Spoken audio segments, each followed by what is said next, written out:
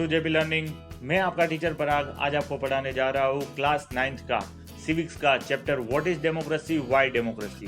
पहला टॉपिक है आज का हमारा one person one vote one value. In democracy each adult citizen must have one vote and each vote must have one value.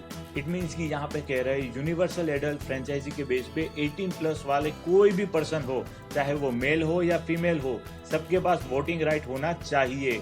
ये definition हमें यही सिखाती है कि हर पर्सन के पास एक वोट होना चाहिए और हर वोट की वैल्यू 1 होनी चाहिए। लेकिन हम कुछ कंट्री के एग्जांपल्स लेंगे तो हमें समझ में आएगा कि कुछ कंट्रीज में अभी भी वोटिंग राइट नहीं दिए जाते। लाइक फॉर एग्जांपल फर्स्ट हम ले लेते हैं कि सऊदी अरेबिया की बात। तो सऊदी अरेबिया में वुमेन्स के पास वोटिंग राइट नहीं है। आप सोच के देखिए कि जो 50% पॉपुलेशन होती है वुमेन्स की, उन्हें पैसिव सिटीजन्स कहा जाता है। इट मीन्स कि वोटिंग राइट नहीं दिया जाता। 2015 तक वहाँ पे वोटिंग राइट नहीं थे, लेकिन अभी फिलहाल वहाँ पे भी वोटिंग राइट दे दिए गए हैं। बात कर रहे हैं हम एस्टोनिया की।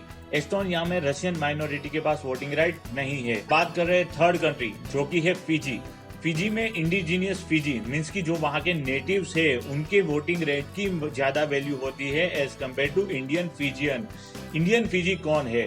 कॉलोनियल टाइम पीरियड के दौरान जो इंडिया से एक्सपोर्ट किए गए थे एज अ इंडेंचर्ड लेबर या तो कॉन्ट्रैक्ट लेबर या तो हम कह सकते हैं स्लेव, वो है वहाँ के इंडियन फिजी। इंडियन फिजी के वोट की अगर 1 वैल्यू है तो इंडिजीनियस फिजी की वैल्यू हो जाती है 2, तो वो हमसे डबल कंसिडरेशन में होते हैं। ये fundamental principle of political equality हमें शो नहीं करता है। हमारा नेक्स्ट टॉपिक है rule of law and respect for right. ये स्टोरी है जिम्बाब्वे की। जिम्बाब्वे इंडिपेंडेंट हुआ 1980 में। तब तक वहाँ पे कॉलोनियल रूल था। फ्रीडम स्ट्रगल में सबसे ज्यादा कंट्रीब्यूशन ज़ानू पीएफ पार्टी का था और उनके लीडर का नाम है रॉबर्ट मुगाबे। इनको चश्मे की कोई जरूरत नहीं है, इनको देखकर ही आपके दिमाग में गीत आ जाएगा, वही कैटरीना कैफ वाला काला चश्मा। हर बार इलेक्शन में ये पॉलिटिकल पार्टी विन होती थी।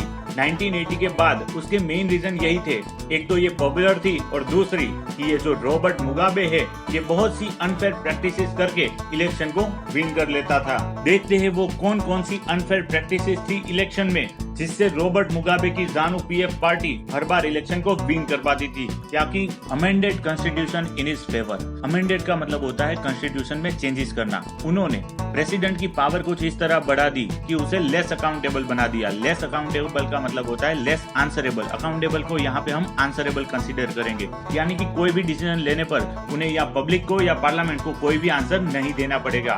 सेकंड पॉइंट है हमारा opposition party workers were harass.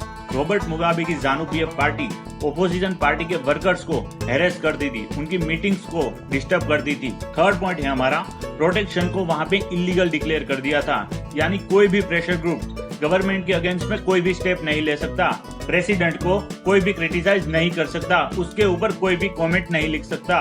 Even television और रेडियो को कंट्रोल कर लिया था गवर्नमेंट ने। एंड फाइनली हम ये कह सकते हैं कि कोई भी जर्नलिस्ट हो या तो जज हो, कोई भी उनके अगेंस्ट में नहीं जा सकते थे क्योंकि उन्हें प्रेशर किया जाता था अपने जजमेंट को चेंज करने के लिए। और जुडिशियरी के ज्यादातर जजमेंट को भी इग्नोर कर देती थी ये ज़ानू पीएफ पार्टी की गवर्नमेंट। तो इस तरह से ज़ानू पीएफ पार्टी ने जिम्बाब्वे में तहलका मचा दिया था।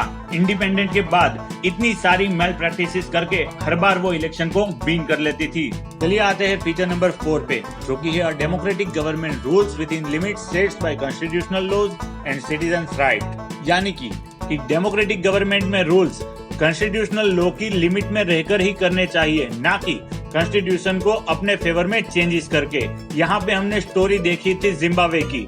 वहाँ पे रॉबर्ट मुगाबे की पॉलिटिकल पार्टी जो कि है ज़ानू पीएफ पार्टी, वो प्रेसिडेंट की पावर इस हद तक बढ़ा रही थी कि वो लेस अकाउंटेबल हो जाए, लेस आंसरेबल हो जाए और सिटीजन्स के राइट्स को कम करती थी। तो इसे हम डेमोक्रेटिक कंसीडर नहीं कर सकते।